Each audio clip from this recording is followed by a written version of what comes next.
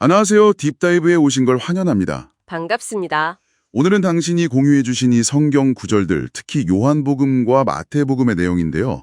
이걸 보면서 십자가 사건이 왜 그렇게 중요하게 다뤄지는지 좀 깊이 파헤쳐 보려고 해요. 네, 이 구절들은 십자가를 단순한 역사적 사건, 그 이상으로 보잖아요. 하나님의 창조 계획, 또 인류를 향한 그 계획에서 정말 중요한, 중심축 같은 순간으로 그리고 있거든요. 맞아요. 그래서 오늘 우리의 임무는 이 텍스트들이 왜 십자가를 필연적인 사건으로 묘사하는지 그 숨겨진 의미를 함께 풀어보는 겁니다. 자, 그럼 바로 시작해 볼까요? 좋습니다. 먼저 요한복음 10장 18절을 보면요. 이를 내게서 빼앗는 자가 있는 것이 아니라 내가 스스로 버리노라. 이 구절이 딱 눈에 들어오더라고요. 여기서 강조하는 게 선택인 것 같아요. 그렇죠? 예수님 스스로 결정하셨다는 느낌이 아주 강해요. 이게 정말. 강요된 게 아니었다. 이런 의미로 봐야 할까요? 정확해요. 이 구절들은 이게 전적으로 자발적인 행동이었다는 걸 아주 강조하고 있어요. 아버지로부터 받은 어떤 사명, 혹은 여기서 권세라고 표현하는데 거기에 따른 행동이라는 거죠. 아, 권세. 네. 그리고 이건 마태복음 26장에서 예수님이 원하시면 천사 군단을 부를 수도 있었지만 성경의 예언을 이루기 위해서 그렇게 안 하셨다는 내용하고도 딱 맞아 떨어져요. 아하, 연결이 되는군요. 그렇죠. 그러니까 이 모든 게 그냥 우연히 일어난 비극이 아니라 미리 계획되고 예견된 사건이었다는 거예요. 당신이 주신 자료를 보면 하나님이 창조 전부터 이 십자가를 통해서 창조를 완성할 계획을 세우셨고 이걸 성경에 기록해 두셨다고 하잖아요. 네. 여기서 첫 번째 핵심은 바로 그거네요. 십자가는 피할 수 없는 운명이 아니라 예견된 신적 계획의 자발적인 성취였다는 것. 와, 정말 흥미로운 관점이네요. 자발적이고 또 계획된 행위였다. 그러는요, 그 구체적인 목적은 뭐였을까요? 이 구절들을 보면 십자가가 단순히 죄사함 이걸 넘어서서 시공간에 대한 권세를 얻는 것, 죄에 대한 심판, 심지어 창조 자체의 완성 과정하고도 연결돼 있거든요. 범위가 엄청 넓은데요. 맞아요. 십자가 하나로 어떻게 이 모든 걸 다 이룬다는 걸까요? 바로 그 지점이 이 자료들이 제시하는 어떤 역설이자 핵심인 것 같아요. 겉으로 보기에는 완전한 실패고 죽음 같잖아요. 그렇죠. 근데 이 텍스트들은 이걸 궁극적인 승리로 해석하고 있거든요. 이 희생을 통해서 예수님, 그러니까 신학적으로 제2위 하나님이라고 부르는 그분이 하나님의 절대적인 사랑, 그리고 그 계명의 진실함, 이런 것들을 증명해 보이셨다는 거예요. 아, 증명. 네, 이 증명된 사랑과 진리가 바로 죄를 심판하고 또 깨어진 창조 세계를 회복시키는 근거가 된다는 거죠. 그리고 부활은 그 증명을 확실하게 도장 찍는 사건이고요. 좀 간단히 말하면 십자가에서의 죽음과 부활을 통해 시간과 공간, 그러니까 온 우주에 대한 통치권 그리고 심판권을 정당하게 상속받으시고 그 권세로 죄의 문제를 해결하신다, 이런 구조인 거예요. 와, 그럼 두 번째 핵심은 이거네요. 겉으로 보이는 패배, 그 십자가가 사실은 우주적인 권세와 심판권을 얻는 승리의 전략이었다. 네, 그런 셈이죠. 와, 그렇다면 십자가는 하나님의 본성, 특히 그분의 사랑을 가장 극적으로 보여주는 행위였다고 볼 수 있겠네요.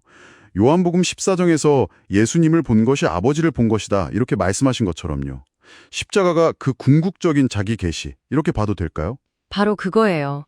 이 자료들은 우리처럼 유한한 존재가 무한하신 하나님을 직접적으로 완전히 이해하기는 어렵다고 말해요. 네, 그렇죠. 그래서 하나님이 직접 인간이 되시고 또 십자가를 지심으로써 요한복음 12장 23절에 인자가 영광을 얻을 때가 왔도다, 이런 말씀이 있잖아요. 네, 있어요. 그렇게 함으로써 자신의 가장 핵심적인 속성, 그러니까 모든 걸 내어주는 자기 희생적인 사랑을 우리에게 보여주셨다는 거죠. 밀알 비유도 있잖아요. 한 알의 밀이 죽어야 만인 열매를 맺는다는. 아, 네네. 이 텍스트들이 강조하는 건 바로 이 사랑의 힘? 이게 어떤 강압적인 힘이 아니라 진정으로 사람들의 마음을 움직여서 하나님께로 이끌고 우리의 자유의지를 완성시키는 그런 원동력이라는 점이에요. 그렇군요. 그럼 세 번째 핵심은 십자가는 강압이 아니라 자기 희생적 사랑이라는 하나님의 핵심 본성을 보여주는 최고의 계시다, 이건가요? 네, 맞습니다. 이 준원 사랑을 요한복음 8장 44절에서 말하는 처음부터 살인한 자, 그러니까 사탄의 방식, 빼앗는 방식하고 명확하게 대조시키고 있네요. 그렇죠. 사탄은 빼앗고 죽이지만 하나님은 생명을 주시고 더 풍성하게 하신다. 요한복음 10장 10절 말씀처럼요. 그렇다면 십자가는 하나님의 길과 그 반대의 길을 아주 극명하게 보여주는 뭐랄까 결정적인 분기점 같은 거네요. 네, 그렇게 볼 수 있죠. 심지어 사탄이 예수를 죽이는 그 상황 자체도 하나님의 더 큰 계획 안에 있었다 이렇게 보는 거고요. 네, 이 자료들은 그렇게 해석하고 있어요. 그러니까 하나님께서 모든 상황을 주관하시기 때문에 그런 일이 일어날 수 있었던 거지 사탄의 힘이 더 강해서가 아니라는 관점이죠. 아, 궁극적으로 십자가는 영원한 생명으로 가는 길의 기초가 된다고 보는 거예요. 이 자료들은 하나님과의 올바른 관계, 특히 예수님을 통하는 관계만이 요한복음 14장 6절 말씀처럼요. 내가 곧 길이요 진리요 생명이니. 네. 나로 말미암지 않고는 아버지께로 올 자가 없느니라. 그렇죠. 그 길만이 하나님의 핵심 계명, 즉 하나님 사랑과 이웃 사랑을 지키고 최종적인 심판에서 벗어날 유일한 길이라고 제시해요. 우리 힘으로는 하나님께 다가갈 수 없으니까 하나님이 직접 인간의 모습으로 오셔서 십자가라는 다리를 놓아주셨다. 그래서 영생으로 가는 길을 열어주셨다. 뭐 이런 이야기인 거죠. 자, 오늘 우리가 함께 살펴본 당신의 자료들을 통해서 이제 좀 분명해진 것 같아요. 이 성경 구절들은 십자가를 단순히 피해야 할 비극이 아니라 정말 의도적이고 근본적인 하나님의 행위로 그리고 있다는 점. 네, 그렇죠. 성경의 예언을 이루고 또 하나님의 그 자기 희생적인 사랑을 온 세상에 보여주고 죄를 심판하고 우주적인 권세를 세우고 궁극적으로는 우리 피조물들이 사랑을 통해 영생이라는 그 본래 목적지에 도달할 길을 예수님이 선택하신 방법으로 제시하고 있다는 거네요. 맞아요. 좀 더 큰 그림에서 보면 십자가는 창조를 완성하시려는 하나님의 그 거대한 계획이 전환되는 아주 결정적인 지점, 뭐랄까 경첩 같다고 볼 수 있어요.